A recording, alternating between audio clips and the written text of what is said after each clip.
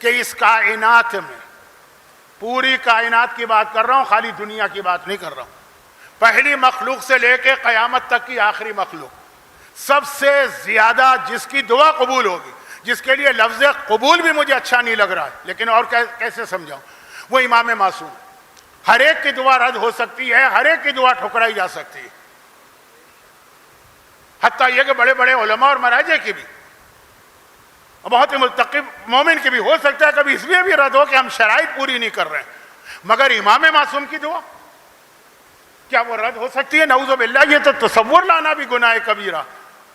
مگر 61 ہجری میں حسین کا کٹا سر پہنچا اور چوتھے نے دعا مانگی، 67 ہجری میں ابن زیاد کا کٹا ہوا سر آیا، 6 سال لگے دعا قبول ہونے میں۔ آپ کو چاہیے وہ دعا کہ ابھی ہم دعا مانگیں اور اٹھنے سے پہلے آپ کا مسئلہ حل ہو جائے۔ نہ اللہ نے یہ معصومین کے حوالے سے کیا، نہ ہمارے حوالے سے کیا۔ ذرا سوچئے میرے جملے کی جو گہرائی ہے اس میں جائیے، ایک امام معصوم، اچھا اور امام معصوم بھی ایسا کہ دعا کے حوالے سے جو امام آپ کو یاد آئے گا سب سے پہلے چوتھا یاد آئے گا، کیونکہ صحیفہ کاملہ، صحیفہ کاملہ چوتھے امام کا وہ گفٹ ہے، وہ تحفہ ہے جو دعائیں ہی دعائیں۔ ایسا امام معصوم، اس کی دعا بھی، اور کتنی اہم دعا، حسین کے قاتلوں سے انتقام، کٹا ہوا سر، 6 سال لگائے اللہ نے اس کو پورا کرنے۔ نعوذ باللہ، اللہ کی قدرت میں کمی نہیں ہے لیکن ہر کام اپنے وقت پر ہوتا ہے، جو اللہ کا تھا کہ یہ دعا 6 سال بعد پوری ہوگی۔ ہم اور آپ کون سے اتنے مقدس و متقی ہیں کہ چوتھے امام سے بڑے ہو گئے کہ ایسی دعا چاہیے کہ ابھی مانگے ابھی پوری ہو جائے؟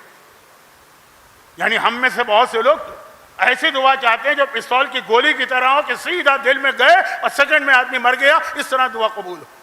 یا زہر میں جو سب سے خطرناک زہر ہے پوٹیشیم سائنائڈ، زبان پہ رکھا اور مر گئے، ایسی دعا چاہیے جو اللہ نے معصومین کے لیے بھی طریقہ نہیں رکھا، چاہنے والوں کو اطمینان ہو جائے، انہیں سکون آ جائے۔ اور یہاں پہ میں وہ اصول کافی کی دوسری جلد کی کتاب دعا کی حدیث، ایک جملے کی حدیث پڑھ کے آگے بڑھوں۔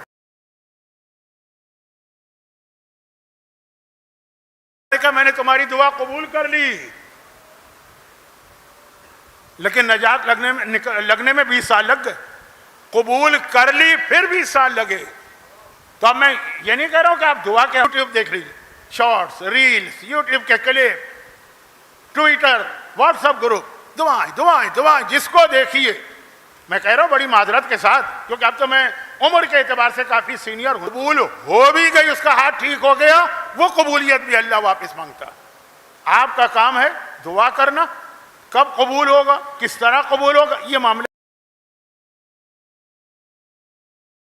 کریں۔ یہ میں اس لیے کہہ رہا ہوں کہ آج کی دنیا مصیبتوں کی دنیا، ہر ایک کو دعا چاہیے ہوتی۔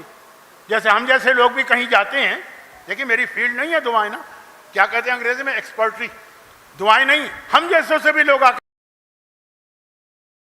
پڑھ لیجیے، ارے مولانا یہ تو پتہ نہیں کتنی دفعہ پڑھ لی۔ یہ انداز ہی ایسا ہے کہ قبول ہوتی بھی دعا رک جاتی۔ وہ چاہیے ان کو وہ عالم جو آج تک کسی نے نہیں بتائی ہو، چاہے وہ اس نے اپنے دل سے بنا کے پیش کی ہے، کسی امام نے نہیں بتائی۔ اچھا اب آ جائیے، یہ تو ساری باتیں ہوئی ہیں، اہم ترین دعا جو واقعا میں یہ کہہ دوں کہ سب سے زیادہ طاقتور دعاؤں میں سے ایک، اور وہ ہے تسبیح زہرا، شہزادی کی تسبیح۔ اس سے زیادہ طاقتور بہت کم دعائیں ملیں گی۔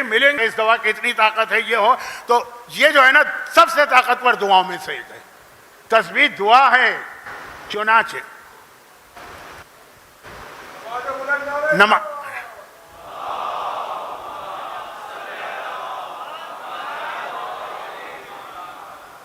قرآن کریم نے بھی سورہ جمعہ میں کیا بتایا کہ جب نماز پڑھ لو فَسَوْا إِلَىٰ ذِكْرِ اللَّهِ، اللہ کے ذکر کی جانب دوڑو اور پھر اللہ تمہیں کثیر چیز عطا کرے گا۔ معصوم سے پوچھا گیا مولا یہ کون سا ذکر خدا بتایا جا رہا ہے؟ کہ یہ ہماری دادی کی تسبیح۔ تو شہزادی کی تسبیح جو ہمارے یہاں ہر نماز کے بعد پڑھی جاتی ہے کیونکہ اس کی وجہ سے نماز قبول ہوتی ہے، لیکن اس کو ایک بحیثیت دعا بھی سمجھیے۔ میں اس کی تفصیل میں نہیں جا رہا ہوں کیونکہ آج کل بہت سے لوگ اس کو جانتے ہیں۔ مثلا کینیڈا سے لے کے، لندن سے لے کے آسٹریلیا تک، اور اس میں گلف بھی آتا، مولانا جاب چھوٹ گیا، کوئی دعا بتائیے۔ مولانا کمپنی کے حالات خراب ہیں، لوگ دھڑا دھڑ نکالے جا رہے ہیں، دعا بتائیے. یہ ایک دعا ہے. میں نے کہا جب آپ اپنے جاب پر جائیں یا جاب انٹرویو کے لیے جائیں، دروازے پر رک کر تسبیح پڑھیں اور پھر جائیے. وہ نماز والی تسبیح نہیں. دیکھیے ہر چیز کا دار و مدار آپ کی نیت پر ہے. ایک 2 رکعت نماز آپ پڑھ لیں، کون سی نماز بنے گی؟ کوئی نہیں بنے گی جب تک کہ آپ کی نیت نہ. اگر آپ نے نیت کی کہ میں فجر کی پڑھتا ہوں، یہ فجر کی بنے گی. اور اگر آپ نے نیت کی میں زیارت وارثہ کی پڑھتا ہوں، یہ زیارت وارثہ کی بنے گی. اور اگر آپ نے نیت کی کہ مثلا میں یہ سنت پڑھتا ہوں 2 رکعت نافلہ، طریقہ وہی ہے، نیت طریقہ وہی ہے تسبیح، مگر نیت ہے کہ میں اس وقت یہ رزق میں برکت کے لیے پڑھ رہا ہوں. آپ دیکھیے آپ کے فوائد. کئی واقعات میرے پاس ہے لیکن نہ وقت ہے نہ ضرورت. اچھا اب یہ تسبیح زہرا جس کے لیے معصوم کی حدیث ہے کہ جب میرا مولا جنگ صفین میں آخری خطرناک ترین رات میں تھے، تب بھی انہوں نے کہا کہ گھوڑے پر بیٹھے بیٹھے نماز پڑھی تو تسبیح میں نے وہاں بھی نہیں چھوڑی تھی. تو تسبیح اتنی اہم. لیکن ہے کیا تسبیح کیا؟ زہرا کا گفٹ ہے ہمارے نام، لیکن اس گفٹ میں ہے کیا؟ اللہ اکبر ہے، الحمدللہ ہے، سبحان اللہ ہے. پوری تسبیح میں معصومین کا ذکر ہی نہیں ہے کہیں پہ. نعوذ باللہ، میں معصومین کے رتبے کو نہیں کم کر رہا ہوں، میں کہہ رہا ہوں معصومین ہمیں بتا رہے ہیں کہ ذکر خدا کی اہمیت ہے. یہ ہماری غذا ہے.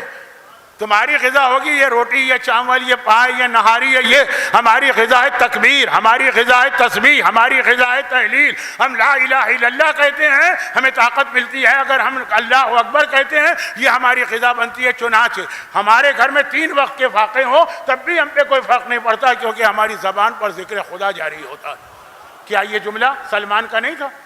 وہ جو سلمان گئے تھے جب رسول خدا مدینے سے 3 دن کے لیے غائب ہو گئے تھے.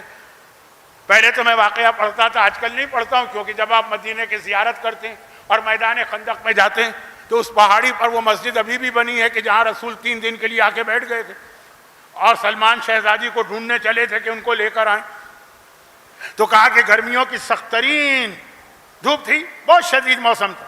شہزادی چکی پیس رہی تھی، گھر میں فاقے تھے، مگر زبان پہ ایک آیت تھی، وَمَا عِندَ اللَّهِ خَيْرٌ وَأَبْقَىٰ.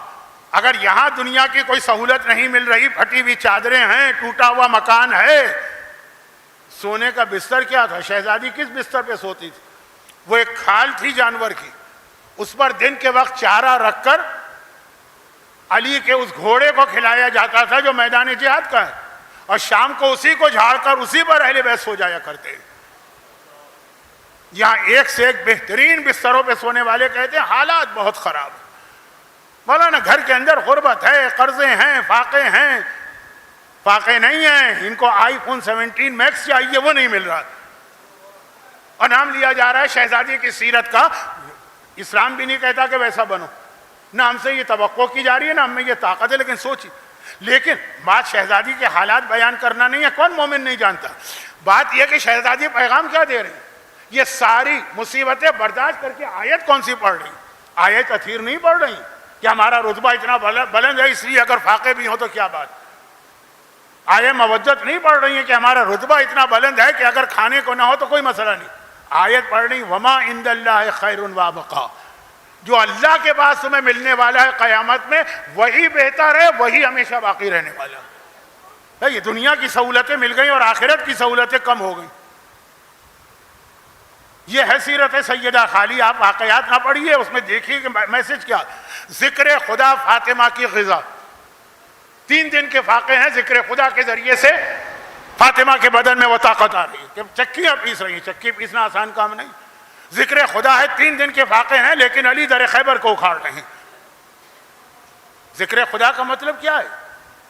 چھٹے امام نے کہا خبردار یہ نہ سمجھنا کہ اللہ اکبر اور لا الہ الا اللہ ذکر خدا ہے. نہیں، ذکر خدا ہے جب یہ کہو تو ہر وقت اللہ یاد رہے، جو کام کرو اللہ تمہارے سامنے ہو.